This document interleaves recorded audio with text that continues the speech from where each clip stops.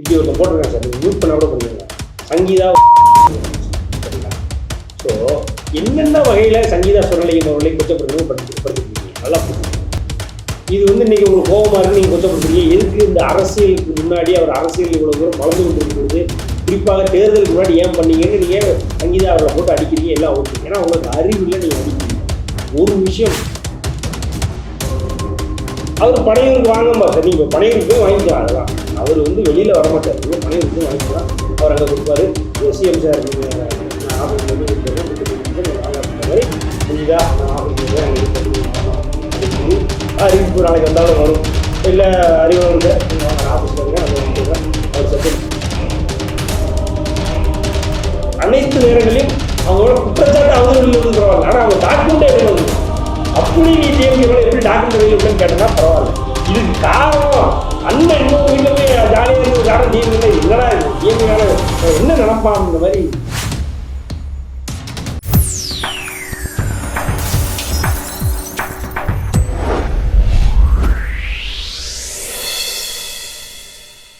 வணக்கம். Golden chance வழங்கும் அரசியல் களம். இன்றைய அரசியல் களம் நிகழ்ச்சியில் நம்மோடு இணைந்திருப்பவர் அரசியல் விமர்சகர் திரு சத்யன் ராமசாமி அவர்கள். வணக்கம். திரு விஜய் மீது அவருடைய மனைவி சங்கீதா அவர்கள் வந்து விவாகரத்து வந்து வேண்டும் அப்படின்னு சொல்லி கோர்ட்டில் வந்து தாக்கல் பண்ணியிருக்காங்க. இயல்பாக வந்து 2 பேருக்கு பிடிக்கல அப்படின்னா அந்த தாக்கல் வந்து இயல்பாக எடுத்துக்கலாம் தான். ஆனால் வந்து ஒரு கட்சி தலைவராக தமிழக திரைப்படத்தில் வந்து ஒரு உச்ச நட்சத்திரமாக இருக்கிற அவர் மேல் வந்து அந்த குற்றச்சாட்டுகள் வந்து மிக கடுமையாக இருக்கிறது. அதனுடைய சாராம்சம் என்ன, அதில் என்ன கவனிக்க வேண்டிய ஒரு விஷயம்? நீங்கள் இப்போ ஒரு மிகப்பெரிய ஊடகம் வாயிலாக ஒரே ஒரு ரெக்வஸ்ட்.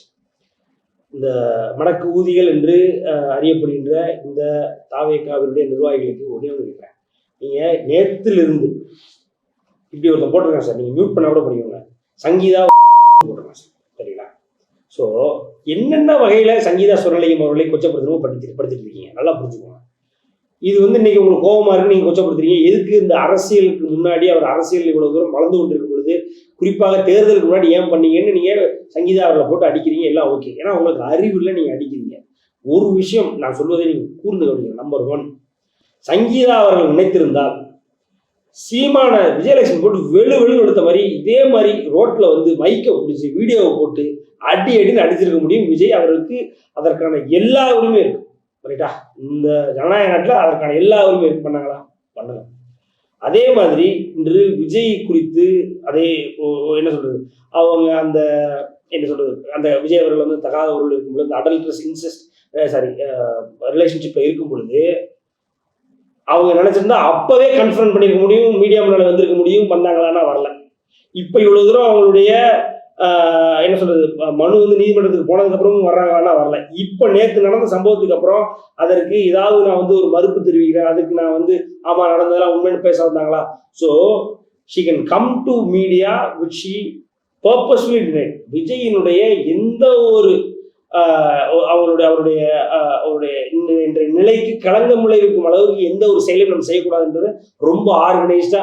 அவங்க என்ன பண்ணாங்க, ஒரு பெண், ஒரு ஆணினால் ஏமாற்றப்பட்ட ஒரு பெண், அதுவும் கல்யாணமான ஒரு மேரேஜ்ல இருக்கக்கூடிய ஒரு பெண், ஒரு கள்ளத்தொடர்புல இருக்கக்கூடிய ஒரு கணவன், அந்த கணவன் வந்து விவாகரத்து கேட்டு கோர்ட்டுக்கு போனாங்க. இது ப்ரொசீஜர். அவங்க இதை தவிர எதுவுமே பண்ணல. நீங்க என்னன்னா அவங்க ஏதோ வந்து இல்லாத குற்றச்சாட்டுகளை வெளியில ஏதோ சொன்ன மாதிரி பேசிட்டீங்க. அங்க இருந்து டாக்குமெண்ட் லீக் ஆயிருக்கு. அப்ப அவனை திட்டுங்க, அதை விட்டுட்டு இவங்களை திட்டுறது எந்த வகையிலும் நியாயம் இல்லை. இல்ல, இது டாக்குமெண்ட் லீக் நம்ம பார்க்க முடியாது. ஏன்னா வந்து கோர்ட்ல வந்து 20ஆம் தேதி ஆஜர் பண்றதுக்கான ஒரு செய்தியா வந்து கோர்ட் மூலயமா தான் இது வெளியே வந்திருக்கு. அப்படிங்கும் போது திரு விஜய் அவர்கள் வந்து இது வந்து மறுக்கலாம் அல்லது வந்து இதுக்கு வந்து பதில் சொல்லலாம். எதுவுமே சொல்லாம சைலண்டா இருக்காரு. அவர் பனையூருக்கு வாங்கம்பா சார், நீங்க பனையூருக்கு போய் வாங்கிக்கலாம். அதெல்லாம் அவர் வந்து வெளியில வரமாட்டார், நீங்க பனையூருக்கு போய் வாங்கிக்கலாம். அவர் அங்க கொடுப்பாரு. சிஎம் சார் நீங்க நான் ஆஃபீஸ்ல இருப்பேன், வீட்டில் இருப்பேன், வீட்டில் தூங்கிட்டு நீங்க வாங்க அப்படின்ற மாதிரி, சங்கீதா நான் ஆஃபீஸ்ல இருக்கேன், அங்கே வீட்டில் இருக்கேன், நீங்க வாமா அப்படின்னு சொல்லி அறிவிப்பு நாளைக்கு வந்தாலும் வரும். இல்லை அறிவுடன் சார் நீங்கள் வாங்க, நான் ஆஃபீஸில் இருக்கேன், வந்து வாங்கிக்கோங்க, அவர் சத்யன் ராமசாமி கூட இருந்து அவரையும் கூட்டுவாங்க அப்படின்னு சொல்லி அறிக்கை வரும். அவ்வளோதான். விஜய்லாம் ஒன்றுமே பண்ண மாட்டார் சார். அவருக்கு பண்ணுறது தைரியமும் கிடையாது, துணிச்சலும் கிடையாது. அவர் வந்து அதாவது இதை ரொம்ப கேவலமாக கையாண்டார். இவங்க நினச்சிருந்தாங்கன்னா, இந்த சங்கீதா அவர்கள் எல்லாரும் திட்டுறாங்க, நினச்சிருந்தாங்கன்னா இது இந்த நடிகை தான் போட்டு ஆட்டிட்டு நடிச்சிருக்கலாம். எவ்வளவு நல்ல குடும்பத்தில் எப்படியான ஒரு வளர்ப்புக்கு போய் தான் இப்படி அப்படிப்பட்ட அவங்கள திட்டும் பொழுது அட்லீஸ்ட் இப்ப சார் நான் என்னுடைய அறிவுக்கு இல்ல இன்னுமே மனைவியா தானே இருக்காங்க. அதுதான் சொல்றேன். நான் என்னுடைய அறிவு நான் இப்ப எடுத்துட்டு அவங்க எங்களுக்குள்ள ஒரு பிரச்சனை இருக்கு. சங்கீதாவும் கோர்ட்டுக்கு போயிருக்காங்க. தேவையில்லாம என்னுடைய மனைவி சங்கீதாவை நீங்க காயப்படுத்த வேண்டாம். அது எங்களுக்குள்ள பிரச்சனை. நாங்க பாத்துக்கிறோம், முடிச்சுக்கிறோம். இது கூட பண்ண தெரியாது சார் விஜய். அறிவுன்றது சுத்தமே கிடையாது. குறிப்பா சிவிக் சென்ஸ்ன்றது கிடையாது விஜய்க்கு. நீங்க அது இன்னும் புரிஞ்சிக்கவே மாட்டீங்கன்னு எனக்கு தெரியல. மறுபடியும் விஜய் பெரிய ஆளாவே நீங்க ப்ரொசீட் பண்றீங்க. கிடையவே கிடையாது சார். நான் சொல்றேன்ல, இதை சொல்லிட்டா எவ்வளவு பெரிய மனித புரிஞ்சுறாரு ஆவாரம் இல்லையா சார்? நீங்க எல்லாரும் நேரத்தை பாத்துக்கிட்டே நம்ம தொண்டர்கள் உட்பட எல்லாரும் என்னுடைய மனைவி சங்கீதா தவறா இது பண்ணிட்டு ஆமா எங்களுக்குள்ள பிரச்சனை இருந்தது, ரைட், அது எங்க பிரச்சனை நாங்க பாத்துக்கிறோம். அவங்க கோர்ட்டுக்கு போயிருக்காங்க, கோர்ட்ல போய் நான் பேசிக்கிறேன். இங்க கட்சி வேலையை பாருங்க. இல்லைன்னா இங்க என்ன அரசியல் என்ன நடந்துகிட்டு இருக்கு? நீங்க ஸ்டாலினும் காங்கிரஸ் உட்காந்து இங்க 40 சீட் 50 சீட் பேசிட்டு இருக்காங்களே, அது என்னன்னு பார்ப்போம். அடுத்து என்ன நடந்துகிட்டு இருக்கு, ஊழல் என்ன நடந்துகிட்டு இருக்கு, நேற்று என்ன பிரச்சனை நடந்துகிட்டு இருக்கு. நேற்று பாத்தீங்கன்னா 2.5 வயசு பொண்ணு ஒரு திமுக நிர்வாகி பாலியல் வன்கொடுமைக்கு உள்ளாக்கியிருக்கான். இதை பேசுவார் அறிவு இருக்கிற ஒரு அரசியல் கட்சி தலைவர் தான். நான் பேசுவேன் சார். இதை பேச தெரியாத விஜய் நீங்க விஜய் டிவி கேட்டுவிக்கா நான் என்ன பண்ண முடியும்? ஒன்றும் பண்ண முடியாது. அதனால சார் இதெல்லாம் விடுங்க சார். எல்லாம் ஆயிடுச்சு, ஆனதான் ஆயிடுச்சு, ரைட்டா? கோர்ட்டுக்கு போறாங்க. இவருக்கு தெரிஞ்சிருக்காரா? கோர்ட்டுக்கு போறாங்க, டிசம்பர்ல போயிட்டாங்க சார். அப்ப இவருக்கு தெரிஞ்சிருக்கும். முந்தின நாள் எங்கேயோ போய் காலில் விழுந்து ஒன்றும் இல்லை. இந்த தனுஷ் ஐஸ்வர்யா ரஜினிகாந்த் மாதிரி, இந்த ஜெயம் ரவி கப்பல் மாதிரி, நீ ஒரு போஸ்ட் ஜிவி பிரகாஷ் சைந்தவி கப்பல் மாதிரி நீ ஒரு போஸ்ட் போடு, நான் ஒரு போஸ்ட், நாங்கள் கருத்து வேறுபாடுனால் புரிந்து முடிஞ்சு போச்சுல. irreconcilable differences முடிஞ்சது. இது எதுவுமே வெளியில வந்திருக்காருல்ல. வெளியில வந்தா இதெல்லாம் பொய்ட்டு போயிடறாங்க சார். அவங்க 2 பேருமே போஸ்ட் போட்டா அப்ப இதுக்கு கூட கொண்டாடிட்டு ஒரு மனுஷன் இறங்கி பேச மாட்டான் அப்படின்னா அவங்க சான்ஸ் கொடுத்துருக்காங்க சார். நீங்க நல்லா புரிஞ்சுக்கணும். ஏப்ரல் 2021 கையும் மூலமா விஜய் பிடிபட்டிருக்காரு இந்த விஷயத்துல. பிடிபடும் பொழுது அதுக்கப்புறம் லீகல் கவுன்சில் வச்சு பேசும் பொழுது நான் இந்த இன்செஸ்ட் ரிலேஷன்ஷிப்பை, இந்த அடல்ட்ரஸ் ரிலேஷன்ஷிப்ல இருந்து நான் வெளியில வந்துடுறேன், இனி என் முன்னாடி சங்கீதம் நானும் சங்கீதம் வாழ போறோம்னு ஒரு ஃபேக் ப்ராமிஸ் கொடுத்துருக்காரு, ரைட்டுங்களா? அதை நம்பி இருந்திருக்காங்க, மறுபடியும் மாட்டிருக்காரு இருந்தாலும், ரைட்டுங்களா? அப்ப கூப்பிட்டு தயவு செஞ்சு எதுவும் பெறாத, நம்மளோட ஒத்த கருத்தோடு நம்ம பிரிகிறோம் அப்படின்னு சொல்லி நம்ம பெட்டிஷன் போடணும்னு சொல்லியிருந்தா இது இவ்வளவு தேவையா? இதுக்கு கூட இறங்கி போக மாட்டான் அப்படின்னா இவன் இந்த மாதிரியான குடும்பத்தை நடக்கிறேன். நானா என்ன நினைக்கிறேன் சார், ஒரு படத்தோட ஒரு வில்லனோட நான் மோசம்ன்றேன். பெத்த அப்பா அம்மாவோட கேஸ் போடுறான், கொண்டாட்டியே ஒழுங்கா வச்சு வளர்த்துருந்த, கொண்டாட்டியை வளர்த்துறன்றதோட வளர்த்துறது இப்ப பல பேர் இருக்காங்க. இன்னைக்கு யாரும் இல்லை வளர்த்துறியாம.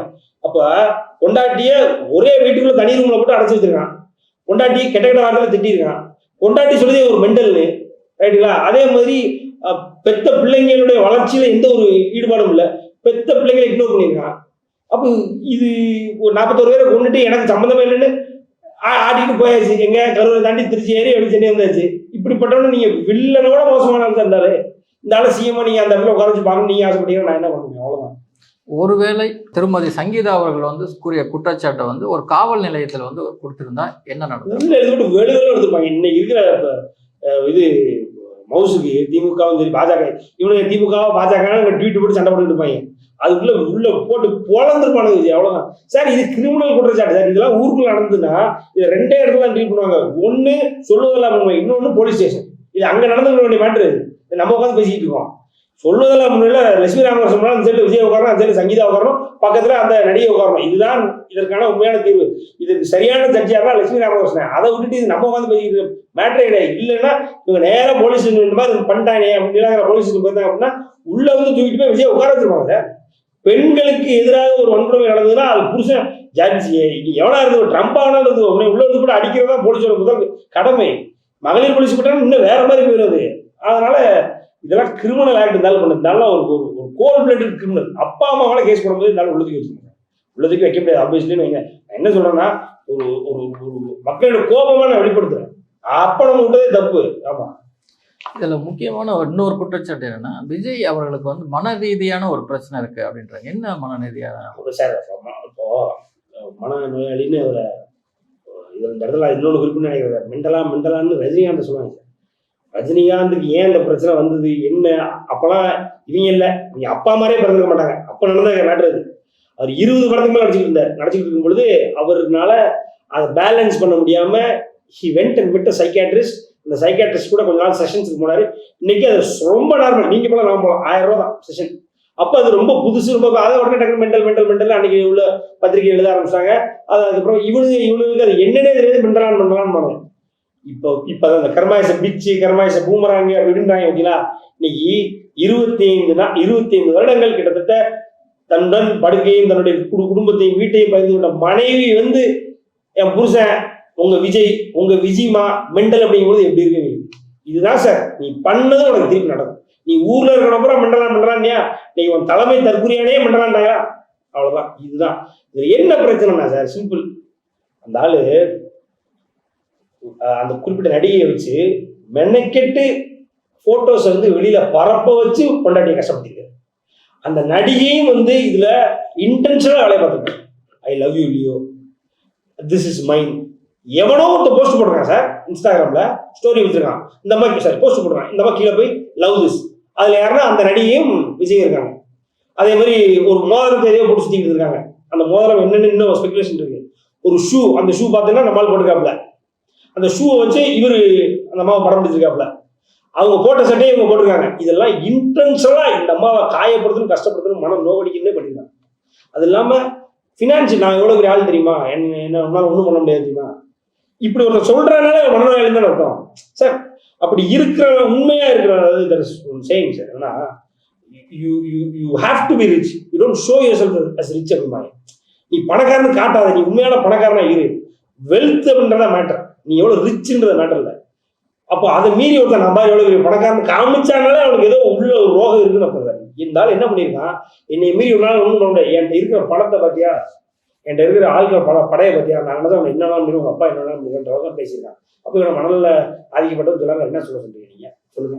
அதே நேரத்தில் பார்த்தீங்கன்னா வெளியில இவருடைய நடவடிக்கைகள் நம்ம பார்க்குறோம். நாமக்கல் மாவட்டத்தில் பேசும்பொழுது, நாமக்கல் மாவட்டத்தில் அதே மாதிரி பரப்புரையில் பேசும்போதுலாம் ஏடாகுடமா பேசுறது, குடி, இது போன்ற பல பிரச்சனை இருக்கு. ஸோ அதனால வந்து இஸ் நாட் ஸ்டேபிள். அது எந்த ஒரு மாற்றத்துக்கும் இல்லை, ஒன்றும் இல்லை. ஒரு இறப்புக்கு ஆழ்ந்த இரங்கல், இன்னொரு இறப்பு கண்டுக்காம விட்டுறது. ஒருத்தருக்கு கொண்டு போய் மாலை போட வேண்டியது, ஒருத்தர் மாலை போடாம விட்டுற வேண்டியது. ஒருத்தருக்கு ஒரு மேடைக்கு ஒருத்தனை தலைவன், இந்த மேடைக்கு அண்ணா எம்ஜிஆர், அடுத்த மேடைக்கு ஜெயலலிதா, இன்னொரு மேடை மதுரைக்கு போனா விஜயகாந்த். இப்போ இதெல்லாம் மெண்டல் இல்லாம என்னது, இதெல்லாம் மெண்டல் தானே. இதெல்லாம் நான் சொன்னா என்ன சொல்லுவீங்க? அப்ப அவரையும் சொல்லுங்க, அவ்வளவுதான். சமீபத்தில் பேசிய திரு விஜய் அவர்கள் வந்து என்னுடைய ஆட்சி அமைந்தால் சட்டம் ஒழுங்கு வந்து சரியாக பராமரிக்கப்படும், அது மட்டுமல்ல பெண்களுக்கு மிக பாதுகாப்பு வந்து கொடுப்போம் அப்படின்னு சொல்லியிருக்காரு. கரெக்டா ஐடியா. ஆனா வந்து திருமதி சங்கீதா அவர்கள் வந்து தகாத உறவில் இருந்தார் அப்படிங்கிற ஒரு மிகப்பெரிய ஒரு குற்றச்சாட்டு. அதாவது பெண்களுக்கு வந்து எது அதிகபட்ச கோபம் வருமோ அந்த வார்த்தையை, அந்த செயலை வந்து திரு விஜய் செய்திருக்கிறார் அப்படிங்கிறாங்க. இப்ப ஒரு கொள்கைக்கும் இவரை பிடிச்சி முதல்ல ஜெயில வச்சுட்டு மற்ற எல்லாத்தையும் வைப்பாங்க நினைக்கிறேன். சிஎம் ஆயிடுவார் இல்லையா, சிஎம்ஏ என்னடா சிஎம் ஒரு ஊர்ல பிரச்சனை பரவாயில்ல, எம்எல்ஏக்கே பிரச்சனை பண்ற மாதிரி இவரை முதல்ல உள்ளதுக்கு வச்சிருவாங்க, வச்சுட்டு வந்துடும். ஒன்றும் இல்லை சார், ரீசெண்டா இப்போ அவர் எனக்கு பெரிய மனித புனிதரா தெரியுது. அண்ணன் செந்தில்நாதன் அப்படின்னு ஒருத்தர், இவர் பார்த்தீங்கன்னா நாமக்கல் மாவட்டத்தினுடைய தாவேகாவுடைய மாவட்ட செயலாளர், மாவட்ட பொறுப்பாளர், தேர்தல் பொறுப்பாளர். இவரை மாவட்ட மகளிரணியினுடைய, நாமக்கல் மாவட்ட மகளிரணியுடைய ஒரு தலைவியினுடைய வீட்டில் வச்சு தகாத உறவில் அவர் ஈடுபட்டு கொண்டிருக்கும் பொழுது அவரை கையும் களவுமாக அந்த பெண்ணினுடைய கணவர் வந்து பிடிக்கிறார். அந்த பெண்ணுடைய கணவர் பிடிக்கணும்னு என்ன இப்படி பண்ணிட்டா அப்படின்னு இருக்கிற மடக்கு ஊதிகள் எல்லாமே சேர்ந்து, எப்படி நம்ம தலைவர் எங்கேயோ போயிட்டு இருக்காரு, அவர் அடுத்து பிஎம் ஆகிறது, அவர் அடுத்து இலங்கையில் ஆட்சி அமைக்கிறத பற்றி பேசிட்டு இருக்காரு, கேரளாவில் ஆட்சி அமைக்கிறது, புதுச்சேரியில் ஆட்சி அமைச்சு, நீ என்னன்னா இப்படி இந்த வேலையை பார்த்துட்டு இருக்க, அதனால நீ எல்லாம் வந்து கட்சியில் இருக்கக்கூடாது வைக்கக்கூடாதுன்னு மடக்கு ஊதிகள் எல்லாம் வெறி ஆயிட்டாங்க. அப்புறம் தலைமை மடக்கு ஊதி இருக்காரு இல்லையா, அவரு குஷி, அதாவது அடிப்படை பதவியிலிருந்து நீக்கிறேன் செந்தில்நாதன் அவர்களே, செந்தில்நாதனிடம் யாருமே டச்சு ஓட்டு உறவு வைத்துக் கொள்ளக்கூடாது, அவர் நமக்கு ஒரு களங்கம் ஆக அப்படி இப்படின்னு அவரு ஒரு அறிக்கை. யாரு? குஷி. அப்ப உன்னுடைய ஒரு மாவட்ட பொறுப்பாளர் ஒரு தகாத உறவில், ஒரு அடல்ட்ரஸ் ரிலேஷன்ஷிப்ல, இன்செஸ்டியஸ் ரிலேஷன்ஷிப்ல இருக்கும் பொழுது உனக்கு பிரச்சனை, நீ வந்து அவரை தூக்கிட்ட. இப்போ தலைமை மடக்கு ஊதியாக நீ இருந்துகிட்டு உனக்கும் தலைமையில இருக்கக்கூடிய அவரு இப்ப இதே சொல்லியை பார்த்துக்காரு, இப்ப நீ என்ன பண்ண போற? இது குஷியானதுக்கு என்னுடைய ஒரு கேள்வி. ஓகே, என்ன சொல்றாரு, அவரை இட்டு வந்து இட்டு போறதான் பிரச்சனை அப்படின்னாரு. இப்ப கோர்ட்டுக்கு இட்டு வந்து இட்டு போறது பிரச்சனை இருக்க போகுது, அதான் நடக்க போகுது, அது நடக்க போறது. ஆனா விஜய் செந்தில்நாதனுக்கு கட்சி எடுத்த அந்த ஒரு நிலைப்பாடு, அந்த ஒரு ஒரு என்ன சொல்றது, ஒரு ஒரு ஸ்டேட்மெண்ட், ஒரு குற்றச்சாட்டு, ஒரு பனிஷ்மெண்ட் விஜய்க்கு எடுக்குமா தாவேகா? புஷி ஆனந்த் எங்கே, புஷி ஆனந்த் தலைமறைவா, இதெல்லாம் நீங்க போட்டுக்கணும், ரைட்டுங்களா? அதே மாதிரி வக்கனையே நல்லா வக்கனையா வெட்கமே இல்லாம எல்லா இடத்துக்கும் போய் இந்த பழைய படத்துல எம்ஜிஆர் பேசின வசனம், ரஜினி பேசின வசனம், விஜயகாந்த் பேசின வசனத்தை பூரா மேல பேசிட்டாரு இல்ல. அப்படி ஒரு கோபத்துல என்ன பேசிட்ட, எழுதி கொடுத்தாங்கன்றதால நீயும் வெட்கமே இல்லாம யோசனையே இல்லாம பெண்களை யாரும் இது பண்ணக்கூடாது, வைக்கக்கூடாது, பெண்களுக்கு எதிராக எந்த குற்றச்சாட்டு நடந்தாலும் அந்த அண்ணன் வருவேன், நான் வரேன், தனியா வரேன், நீ இப்போ உன்னைய தனியா போட்டு பழக்க போறாங்களே, நீ இதுக்கு என்ன பதில் சொல்ல போறன்றது விஜயிடம் நம்ம ஒரு கேள்வியாக வைக்கலாம். ஆனா அதுக்கு பதில் இருக்காது. ஏன்னா அவர் கேள்வி மட்டுமே கேட்டு பழகியவர், வசனங்களை மட்டுமே பேசி பழகியவர். அன்னைக்கெல்லாம் ஒரு கேவலமான வசனம் சார். இது ஏதோ ஒரு வசனம், நான் காசை நம்பி வந்தவங்களா, நான் மாசம் நம்பி வந்தவன், இது பேசுறாங்க சார். மேல கீழே கைத்துட்டாங்க, விசில் வச்சுருக்காங்க. என்னடா வசனம் இதே, இதெல்லாம் கேவலமா இருக்கு வசனம். மாதிரி மேல ஏறி பேசிக்கிட்டே இருக்கு. இந்த மாதிரி எதை எழுதி கொடுத்தாலும் பேசியிருப்பாங்க. அந்த மாதிரி தெரியாதவங்க அந்த வார்த்தையை விட்டா கூட நீ அவருக்கு அகைன்ஸ்டா மாறிச்சு. விஜய்னா தமிழ்நாடு, தமிழ்நாடுனா விஜய். அதான் இதெல்லாம் பூரா எழுதி எவன் கொடுக்கணும். அந்த கட்டணத்தை கட் பண்ணி, இந்த தாஜ்மஹாலை கட்டினவன், இந்த இது கட்டினவன கூட அந்த கட்டணத்தை கட் பண்ணி அனுப்புறாங்க. இவங்க கட்டணத்தை கூட கட் பண்ணிட்டா நம்ம கொஞ்சம் நிம்மதியா இருக்கும். அதுதான் நம்ம பண்ணணும். ஆனா தாவேகா தொண்டர்கள் வந்து என்ன சொல்றாங்க அப்படின்னா, இது 100% வந்து விஜயோட தனிப்பட்ட விவகாரம் தான் செய்யுது. திமுக செய்யுது அப்படின்னு சொல்றாங்க. அது பழக்கம், அவங்களுக்கு நோய். இது தலைமை அவர் இப்படி மெண்டல், இவங்க வேற மாதிரி மெண்டல் ஆயிட்டுங்க. எதை எடுத்தாலும் திமுக எழுது. இப்ப நான் என்ன கேட்கிறேன், இதுக்கும் திமுக தான் காரணம். எப்படி 2007 அந்த நடிகையும் 2008 அந்த நடிகையும் இவரு ஒரு படம் நடிச்சாங்களே, அந்த படத்தை உதயநிதி ப்ரொடியூஸ் பண்ணாரு. அப்ப அதுல 2 பேரும் லிங்க் பண்ணி விட்டாருன்னு சொல்ல வரீங்களா? இல்ல 2020 இவங்க இதை கண்டுபிடிச்சாங்களே, யாரு சங்கீதா அவர்கள் இந்த கள்ள உறவை வந்து கண்டுபிடிச்சாங்களே, அப்போ ஸ்டாலின் அவர்கள் ஆட்சி இருக்கு, அது தவறா? என்னதான் தவறு? ஏடா இந்த வண்ணாத்தோட உள்பாவோட காரணம் கூட ஏட்ட வரீங்களா அப்படின்ற மாதிரி எல்லாத்துக்கும் டிஎம்கே தான் காரணம். என்னடா சொல்ல வரீங்க நீங்க? பிரச்சனை உங்க அண்ணனுக்கும் அன்னிக்கும், அண்ணியை போட்டு அடிக்கிறீங்க, ரைட்டா? அது நியாயம் இருக்கு. அண்ணிய எலெக்ஷன் முன்னாடி வந்தீங்கன்னு அடி. திமுக என்னடா பண்ணுச்சு? ஒண்ணுமே பண்ணல. திமுக கூட அடின்னு அடிச்சுட்டு இருக்காங்க. சரி, ஓகே. நானும் வந்து திமுக பல நேரங்களில் விமர்சிச்சுன்னா, இதுல ஒரு உண்மையான விமர்சனம் நான் என்ன முன்னோக்கி நினைக்கிறேன் அப்படின்னா, இந்த பெட்டிஷன் அப்படின்றது வந்து கோர்ட்டுக்குள்ள இருக்க வேண்டிய விஷயம். இப்படி எல்லா பெட்டிஷனும் வெளில வந்துதா? திமுக மேல ஒரு குற்றச்சாட்டு இருக்கு. எடுத்துக்காட்டுக்கு அண்ணாமலையோட பெட்டிஷன் வெளியில வந்து இல்ல, இது வந்து அவரோட அட்வொகேட்டே வந்து பேட்டி கொடுக்குறாரு. இந்த பெட்டிஷன் வெளியில வரல சார். இல்ல, பெட்டிஷன் வெளியே வரல. ஆனா வந்து அவரே அந்த தகவல் லீக் தான் ஆயிருக்கு சார். பெட்டிஷன் வந்து யாரோ ஓபன் பண்ணி போட்டோ எடுத்து அனுப்பியிருக்காங்க. நான் இதுல ரஜினிகாந்த் அவர் வந்து கட்சி ஆரம்பிக்கும் பொழுது கூட அவருடைய அதாவது வாடகை கொடுக்கல அப்படின்ற இன்ஃபர்மேஷன் வெளியில வந்தா பரவாயில்ல, அந்த டீடைல்ஸ் டாக்குமெண்ட்ஸ் வெளியில வந்து அவருடைய ஐடி ஃபீல்டில் ஒரு சின்ன குளறுபடி இருந்தேன். அவர் தான் ஹையஸ்ட் ஐடி பேரு. ஆனா அந்த இன்ஃபர்மேஷன் டாக்குமெண்ட் சொல்லி வந்து அதே மாதிரி இடையில அவருடைய புத்தகத்துல இளையராஜா அவர் வந்து மோடி அவர்களை பத்தி எழுதிட்டாருன்ற ஒரே காரணத்தினால இளையராஜாக்கு ஜிஎஸ்டி நோட்டீஸ் வந்து அது வெளியில வந்து, அண்ணாமலை அவர்கள் வந்து சொத்து பத்திரம் வெளியில வந்து. அப்போ டிஎம்கே எதிராக களமாடக்கூடியவர்கள் அனைவரும் அனைத்து நேரங்களிலும் அவங்களோட குற்றச்சாட்டு அவதூறு வெளியில வந்து பரவாயில்ல, ஆனா அவங்க டாக்குமெண்ட் வெளியில வந்தது. அப்படி நீ டிஎம்கே மேல எப்படி டாக்குமெண்ட் வெளியில விட்டேன்னு கேட்டனா பரவாயில்ல. இதுக்கு காரணம் அண்ணன் இன்னொரு வீட்டுல போய் ஜாலியா இருந்தது காரணம் டிஎம்கே. என்னடா இது டிஎம்கே உங்களை என்ன நினைப்பான் இந்த மாதிரி இப்போ அப்படிதான் போயிட்டு இருக்கு சார். ஆமா, திருமதி சங்கீதா வந்து குற்றச்சாட்டு வந்து கூறியிருக்காரு. அதே சமயத்துல வந்து திரு விஜய் வந்து தன்னோட தந்தையும் அது வரைக்கும் கூட சேர்த்துக்கல, மனைவியும் வந்து கூட இல்லை. அது மட்டும் இல்லாம 2 குழந்தைகள் 25 வயசு கிட்டத்தட்ட வந்து ஆக போது, ஒரு பொறுப்பான ஒரு நேரத்துல அவங்களையுமே பார்த்துக்கல. அப்படிங்கும்போது இவர் எந்த விதத்துலதான் வந்து ஒரு குடும்பத்து மேல வந்து ஒரு டச் இவருக்கு அதாவது ரெஸ்பான்சிபிலிட்டின்றது ஒரு ட்ரைட் சார். அதாவது சாமானிய மனிதனுக்கான ட்ரைட். இது வந்து தலைவர்களுக்கு எப்படின்னா அது வந்து ஒரு பேசிக் ஒரு ஒரு ஒரு ஹேபிட்டா இருக்கும். ரெஸ்பான்சிபிலிட்டி நடந்துருச்சா நான் தான் பொறுப்பு, என் கட்சி தான் பொறுப்பு, மன்னிப்பு கேட்கறேன், நான் அதை எடுத்து உடனே பண்றேன், இல்ல இதுக்கு தவறு நடந்தது என்ன நான் பாக்குறேன், இது பண்ணணும் சார். 41 பேர் இறக்கும் போது அதை ரெஸ்பான்சிபிளா எடுத்துக்கிட்டாரா? எடுக்கலாம். அன்னைக்கு வேலூர்ல வந்து இறந்தா எடுத்துக்கிட்டாரா? எடுக்கலாம். அன்னைக்கு ஒரு பெண், அதாவது தாவேக்காவை சார்ந்த பெண் நிர்வாகி குழந்தை உண்டாயிருக்காங்க, அவங்களுக்கு ஏதோ ஒரு சம்பவம் நடந்திருக்கு, அதை பற்றி எங்காவது பேசினாரா? ட்வீட்டை போட்டார், அதை பற்றி எங்காவது பேசினாருன்னா பேசல. ஸோ என்னன்னா தொண்டர்களுக்கு நடக்கும் ஒரு சம்பவங்கள், அசம்பாவிதங்கள், அதை கூட ஒரு அக்கௌண்டபிளா எடுத்துட்டு அதற்கு நானும் ஒரு காரணமாக இருந்திருக்கலாம், இருந்திருந்தால் என்னை வந்து தப்பா எடுத்துக்காதீங்க, மன்னிப்பு கேட்டுக்கிறேன், அதுதான் என்னுடைய முதல் ஸ்டேட்மெண்டா இருக்கணும். இல்லை, இருந்ததே இல்லை சார். எப்பயுமே எந்த ரெஸ்பான்சிபிலிட்டி எடுத்துக்கணும். மாறாக கரூர்ல நடந்த பிரச்சனைக்கு என்ன எது சார் லிங்க் பண்ணீங்க அப்படிம்பாரு. நான் என்ன சார் பண்ணேன், நான் அந்த ஊருக்கே போலையே சார் அப்படிம்பாரு. இன்னும் கொஞ்ச நாள் கரூர் ஊரே எனக்கு தெரியாதும்பாரு. சொன்னாலும் சொல்லுவார் சார். ஏன்னா இவர் தனியாக பேசிக்கிட்டு போறாரு, நீங்க கேட்க போறீங்க, நான் கேட்க போறேன், அவர் பாட்டு ஏதாவது பேசிக்கிட்டு போறாரு. கரூரா அது ஏதோ அது காரைக்குடி போங்க, கர்நாடகா மக்கள் இருக்கு அப்படின்ற மாதிரி பேசிட்டு போயிருவாங்க. கரூர்ன்ற ஒரே மேப்ல தூக்கிடுவாங்க. அன்னைக்கு இவரு நம்ம பழமையான அரசியல்வாதி இவரு நாஞ்சில் அவர்கள் அங்க போய் கரூர்லயே போட்டு மீட்டிங். இந்த கரூரில் தாவேக்காவினுடைய ஒரு மிக முக்கியமான ஒரு நிகழ்வு நடந்தது. என்னடா சொல்ல வர, தாவேக்காவினுடைய மிக முக்கியமான நிகழ்வு கொண்டு போட்டீங்களா? அதை சொல்லுடா. மிக முக்கியமான நிகழ்வு நடந்த ஒரு இடம், இந்த இடத்தில் பேச எனக்கு வாய்ப்பு கொடுத்ததுக்கு நன்றி அப்படின்னு ஆரம்பிக்க வந்தாலே, ஆனா என்ன இவ்வளவு நல்லவன் நினைச்சோம். சார் அவன் கெட்டது இல்லாம கட்சியில் இருக்கு எல்லாமே எடுத்துக்கிட்டு இருக்கான். கிராஸ் ரூட் லெவல்ல மாரல் கான்டாக்ட் ஒரு முறையில இல்லாம ஆயிட்டு இருக்கு அந்த தாவைக்கா. அதுதான் இங்க பிரச்சனையே. நீங்க ரெஸ்பான்சிபிலிட்டி எடுக்கவே மாட்டீங்க, ஒரு தவறு நடந்தா எடுக்க மாட்டீங்க. சரி விடுங்க, அரசியல் விடுங்க. படம் எத்தனை ப்ரொடியூசர், நான் சொல்லுவது இதெல்லாம் நான் பல வீடியோ பேசுறேன், நீ அரசியல் பேசுறதா சினிமா பேசுறேன், எத்தனை ப்ரொடியூசரை வால் விளக்க வச்சு அவங்க சார் 100 படம் எடுக்க போனாங்க சார். ராமநாராயணன் தெரியாத 90s கிட்ஸ் 80s கிட்ஸ் நம்ம இருக்க மாட்டோம். அப்படிப்பட்ட ராமநாராயணனுடைய ஒரு ப்ரொடக்ஷன் கம்பெனி, அந்த கம்பெனியை மூட வச்சு சார் இருந்தாங்க. அந்த மாதிரி ஒரு 20 கம்பெனி நான் சொல்லிக்கிட்டே போறேன். சொந்த மாமா ஜெயவீர் பிட்டோ மாஸ்டர் ஒரு படம் எடுத்தார், நீங்க இல்ல ஃபீல்ட்ல அப்படி சொல்லிக்கிட்டே போலாம். கூட இந்த பிஆர்ஓ நீங்க டிஎம்கேல இருக்க அவரை தான் புலின்னு ஒரு காவியத்தை எடுத்தார், நீங்க ஒரு ப்ரொடியூசர் கிடையாது. இப்படி டேரக்டர்ஸை பில்ட் அவுட் ஆகலாம். எதையாவது ரெஸ்பான்சிபிள் எடுத்து ஆமா இவர் என்ன இந்த மாதிரி ஆயிடுச்சு, சம்மா ஃபுரான ஒரு காவியத்தை நான் தான் கொடுத்தேன், அதனால இப்படி நடந்துருச்சு, அதனால சங்கி முருகன் ஒருத்தர் வந்து அவர் உண்மையில தப்பா எடுத்து பிச்சை தான் எடுக்கல சார். அப்படிப்பட்ட ஒரு நிலைமைக்கு நீ சங்கி முருகன் அதெல்லாம் காரணம் நான் தான் என்னைக்கு ரெஸ்பான்சிபிலிட்டி எடுத்தேன். சரி குடும்பம், நீங்க சொன்ன மாதிரி அன்னைக்கு திவ்யா சாஷா அவர்கள் கிராஜுவேட் ஆகிறாங்க. ஒரு அப்பா அம்மா தான் சார் கிராஜுவேஷன் செரிமனில பார்த்துருப்போம். நீங்க அப்படிதான் பண்ணுவீங்க, நான் அப்படிதான் பண்ணேன், என் பையன் சின்ன வயசு ஆனால் அப்படிதான் பண்ணேன். அந்த அப்பாவுடைய ஸ்தானத்துல அன்னைக்கு ஜேசன் சஞ்சய் தான் அந்த திவ்யா சாஷா கூட இருந்தார். இப்படி ஒரு நிலைமை ஒரு பெண்ணுக்கு வரணுமா, ஒரு மகனுக்கு வரணுமா? அந்த மகன் இன்னைக்கு இந்த விஜய்ன்றவர் இன்னைக்கு வாழ்ந்துட்டுனா அது காரணம் அவங்க அப்பா. 20 வருஷம் செதுக்கி கொண்டு வர அவங்க அப்பா. அப்படிப்பட்ட அப்பா வந்து ஒரு மகனை வளர்த்து கொண்டு வருவது விஜய் பார்த்துருக்காரு. விஜய் வீட்டில் நடந்திருக்கு. இன்னைக்கு மகன் ஜேசன் விஜய் முதல் படத்தை எடுக்க போனா, அந்த படத்தை எடுக்கிறதுக்கு ப்ரொடியூசர் செட் பண்ணி கொடுக்குறது அவங்க தாத்தா சொன்னலிங்கம்.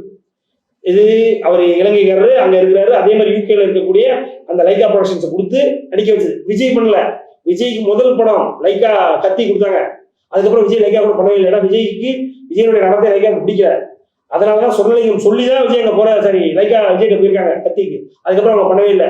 அதே சொர்ணலிங்கம் சொல்லி இன்னைக்கு ஜேசன் சஞ்சய்க்கு ஒரு பட வாய்ப்பு கிடைக்குது. இந்த படத்தை சும்மா ஒரு போஸ்டர் ரீட்வீட் பண்ண உனக்கு என்ன, பொண்டாட்டி கூட உனக்கு 1000 பிரச்சனை, ரைட் ஓகே, பொண்டாட்டி நீ மகன் தானே, நீ தானே பார்த்து வளர்ந்துருப்ப, நீ தானே ஆசாசியா வளர்த்துருப்ப, அந்த போஸ்டர் எடுத்து போறது உனக்கு அப்படி என்ன கை வெளுத்திருப்ப, கறி வெளுத்திருப்ப.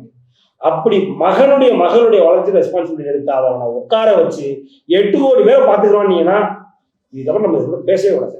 இந்த நிகழ்வு வந்து அரசியல் எதிரொலிக்கணுமா?